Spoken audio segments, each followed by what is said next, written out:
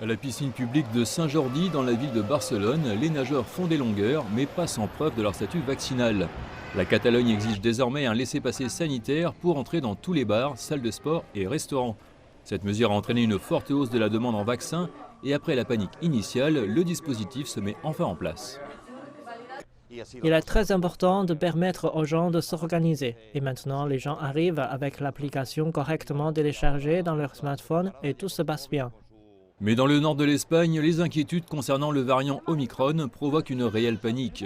En France et en Autriche, des cliniques vaccinent avec acharnement les jeunes populations. Et en Belgique, les mêmes inquiétudes ont poussé le gouvernement à fermer les écoles plus tôt pour les fêtes de Noël. Ce n'est pas de leur faute. Ce n'est pas la faute des écoles ou des activités de jeunesse. C'est parce que cette couche de la population n'est pas protégée par un vaccin.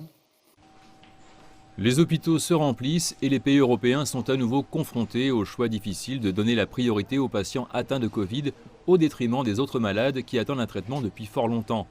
En Allemagne, alors que les lieux de villégiature d'hiver commencent à compter le coût des annulations pour les fêtes de Noël, pour certains jusqu'à 70% des réservations, le gouvernement a soulevé la question controversée de la vaccination obligatoire. La vaccination obligatoire sera discutée et votée au Bundestag, puis le gouvernement et les États demanderont au Conseil d'éthique de rédiger une recommandation d'ici la fin de l'année.